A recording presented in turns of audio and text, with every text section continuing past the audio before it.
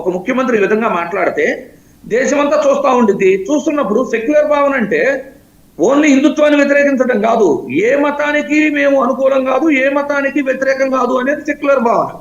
వాళ్ళు అక్కడే వాళ్ళ పార్టీ విధానాలను వాళ్ళు ఫాలో అవ్వలేకపోతున్నప్పుడు డెఫినెట్లీ మోడీ గారు అంతంలో తప్పులేదనిపించింది నాకు. రైట్ రైట్ రామ్నాథ్ గారు మీరేమంటారు?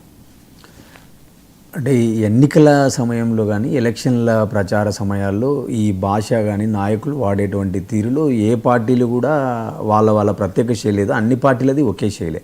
దానికి రీసెంట్గా ఉదాహరణ తీసుకుంటే కూడా మనం జూబ్లీ హిల్స్ ఎన్నికల్లో ముఖ్యమంత్రి కూడా ప్రత్యక్షంగా మాట్లాడడం, కాంగ్రెస్ అంటే ముస్లిం అంటే కాంగ్రెస్ అన్నట్టుగా ఆయన మాట్లాడడం జరిగింది. సరే, ఇందాక పెద్దలు గఫార్ గారు మాట్లాడినట్టు బీజేపీ అంటేనే వాళ్ళకు ఒక హిందుత్వ అజెండా, వాళ్ళ రాజకీయమే మొత్తం హిందూ పోలరైజేషన్ చుట్టూ జరగడం. సో దానికి కౌంటర్గా కాంగ్రెస్ పార్టీ అంటే ముస్లింస్లకు ఎక్కువ ఓన్ చేసుకుంటుంది అనేటువంటిది చరిత్రలో ఉన్నటువంటిది మనం అబ్జర్వ్ చేస్తున్నాం. సో ఈరోజు మనకు ఉన్నటువంటి రాజ్యాంగం ప్రకారం మనకేం చెప్తుంది? రాజ్యాంగం ప్రకారం అన్ని మతాలను రెస్పెక్ట్ చేయాలా, అందరినీ గౌరవించాలా, ఎవరికి వాళ్ళకు వాళ్ళ మతాన్ని ప్రాక్టీస్ చేసుకునేటువంటి హక్కు, వాళ్ళ మతాన్ని పొగిడేటువంటి హక్కు కానీ వాళ్ళ మతం గురించి ప్రచారం చేసుకునేటువంటి హక్కు కూడా మనకు రాజ్యాంగం కల్పించింది. సో దాంట్లో ఎలాంటి అభ్యంతరాలు లేవు, ఎలాంటి విభేదాలు లేవు. కానీ ఇతరుల మతాలను కానీ ఇతరుల ప్రాక్టీసెస్ను కానీ మనం బహిరంగంగా విమర్శించకూడదు. సో ఆ ఫండమెంటల్ ప్రిన్సిపల్ను ఎవరు పాటిస్తున్నారు? ఈరోజు బీజేపీలోని ముఖ్య నాయకులు పాటించడం లేదు, కాంగ్రెస్లోని ముఖ్య నాయకులు పాటించడం లేదు, ఇతర పార్టీల్లోని వాళ్ళు కూడా పాటించడం లేదు. కేవలం ఎలక్షన్ల కోసం అక్కడ ఉన్నటువంటి ఏదైతే జియోగ్రఫికల్గా మనకు ఎవరు అవసరమో వాళ్ళను ప్రేజ్ చేసుకునేటువంటి భాగంలో, వాళ్ళను పోలరైజ్ చేసుకునేటువంటి భాగంలో మాట్లాడుతున్నారు. ఆ రోజు నిన్న రేవంత్ రెడ్డి గారు మాట్లాడుతూ కాంగ్రెస్ అంటే ముస్లిం అంటే కాంగ్రెస్ అని మాట్లాడడం జరిగింది. బండి సంజయ్ గారు మాట్లాడుతూ మనం 80 మంది హిందువులు ఉన్నాము, మనమంతా ఏకం కావాలా, మనమంతా ఏకమైతేనే వీళ్ళను మనము కాపాడుకోగలం, మన దేశాన్ని, మన రాజ్యాన్ని, ధర్మాన్ని అని చెప్పి ఆయన మాట్లాడడం. అలాగే రఘునందన్ గారు మాట్లాడుతూ ఆయన కూడా ఆయన ఇంకో స్టెప్ వేసి రేవంత్ రెడ్డి గారు ముస్లింస్ను తురక అంటున్నాడు, మనం కూడా హిందువులం అంతా ఒకటి కావాలని చెప్పి ఆయన వెంగళరావు నగర్ సభలో మాట్లాడడం కనపడింది. అంటే ఇక్కడ ఏమైపోతుందంటే ప్రజలను ప్రతి ఒక్కరు కూడా రెచ్చగొడుతున్నారు, ఆ దిశగా ఎన్నికల ప్రక్రియలో ఊహంలో భాగంగా రాజకీయాలు చేస్తున్నారు. కానీ ఇక్కడ ప్రజలుగా మనం తెలుసుకోవాల్సింది ఏంటంటే ఇక్కడ మనం కూడా ఆ మాయలో పడాలనా, లేకుంటే మనం కొంత బుర్ర పెట్టి ఆలోచించాలనా, వీళ్ళు వాళ్ళ కోసం వాడుకుంటున్నారు. కానీ మనకంటూ ఒకటి రాజ్యాంగం ఉంది. నేనేమంటానంటే అన్ని గ్రంథాల కంటే మనకు ముఖ్యమైనటువంటి గ్రంథం రాజ్యాంగం. సో రాజ్యాంగం పైన అవగాహన కల్పించాలా, రాజ్యాంగం ఏం చెప్తుందో మనం తెలుసుకోవాలి తప్ప మనం కూడా ఆ మాయలో పడిపోతున్నాం. అంటే ఎవరో ఒక మతంలో ఒకరు కల్ప్రిట్ ఉంటారు. ప్రతి మతంలో మనం అక్కడక్కడ ఇందాక సార్ అన్నట్టుగా ఈరోజు ఉగ్రవాదం పైన మన దేశంలోనే కాదు, అటు బంగ్లాదేశ్ అనండి, టర్కీ అనండి, చాలా దేశాలకు ఈరోజు ఉగ్రవాదం అనేది చాలా ఛాలెంజింగ్ అయిపోయింది. ఉగ్రవాదాన్ని ఫ్యాక్టరీలు నడిపే పాకిస్తాన్ కూడా ఉగ్రవాదం బారిన పడింది. అదే నేను ఏమంటానంటే ఇది ఒక ఇంటర్నేషనల్ కన్సర్న్గా తయారైంది, ఇంటర్నేషనల్గా ఛాలెంజింగ్గా ఉంది.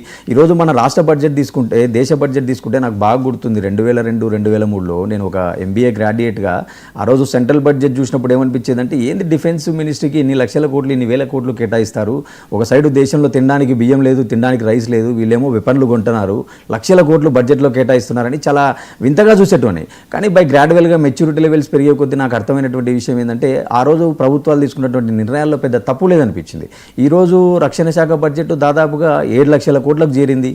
అలాగే మన రాష్ట్ర దేశ జీడిపిలో దగ్గరగా 2% మనకు రక్షణ శాఖ కేటాయింపులు జరుగుతున్నాయి. అంటే ఇవన్నీ చూసుకున్నప్పుడు ఏంటంటే ఒకవైపు ప్రభుత్వంలో చర్యలు తీసుకుంటున్నాం మనం, కానీ ఎక్కడో ఒక చోట 360 డిగ్రీ లేయర్లో ఇంకా కొన్ని పొరపాట్లు ఉన్నాయి. దానిని మనం సమీక్షించుకోవాలి. అంటే ఈరోజు పహల్గాం ఘటన తీసుకోవచ్చు, లేదా నిన్న ఢిల్లీలో జరిగిన ఘటన తీసుకోవచ్చు, గతంలో మనకు హైదరాబాద్లో జరిగిన దిల్సుఖ్ నగర్లో ఘటన జరగవచ్చు. అంటే దేశంలో ఏదో ఒక మూలలో ఒక 2-3 గ్యాప్ టైం లైన్లో ఎక్కడో చోట జరుగుతున్నాయి.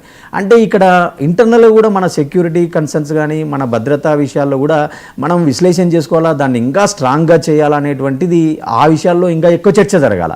కేవలం మనం ఏదో జరిగినప్పుడు సంతాపాలు ప్రకటించడం, ఒక దేశంలో భద్రత గురించి మాట్లాడడం అవే చేస్తున్నాం తప్ప ఒక నిరంతరం మనం మెకానిజం జరుగుతుంది, ఆ మెకానిజాన్ని ఇంకా ఎక్కడో స్ట్రెంథెన్ చేయాలనేటువంటిది కనపడుతుంది మనకు.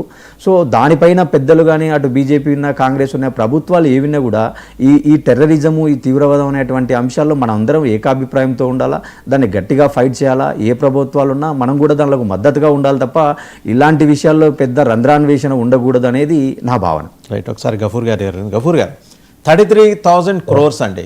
ఏది ఇప్పుడు బీహార్లో వాళ్ళు అనౌన్స్ చేసిన ఈ ఉచితాల కారణంగా ప్రతి ఏడాది పడే బర్డెన్ ఆల్రెడీ వాళ్ళు 4 లక్షల కోట్ల అప్పులు ఉన్నాయి వాళ్ళకి.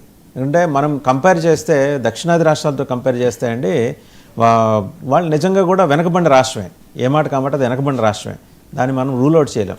మనంత ప్రోగ్రెసివ్ అట్మాస్ఫియర్ అక్కడ ఇంకా ఇప్పుడిప్పుడే కొద్దిగా నడుస్తుంది. జంగిల్ రాజు పోయిన తర్వాత వాళ్ళ మాట, బీజేపీ వాళ్ళ మాటలో జంగిల్ రాజు పోయిన తర్వాత కొంత వాళ్ళు రోడ్లు వేసుకుంటున్నారు, వాళ్ళకి వీధి దీపాలు ఉంటున్నాయి, ఏటీఎంలు సాయంత్రం కూడా పనిచేస్తున్నాయి, రైళ్లలో టికెట్లు కొంటున్నారు. సో ఇవన్నీ జరుగుతూనే ఉన్నాయి. అయినా ఇప్పుడు ఈ తీసుకొచ్చిన 33,000 crores కారణంగా ఇప్పటికే పర్ డే ఎంత 63 crores వడ్డీ కడుతున్నారటండి. పర్ డే 63 crores వడ్డీ కడితే ఇప్పుడు అదనంగా వచ్చి చేరే దాంతో అది 100 కోట్లకి చేరుతుంది.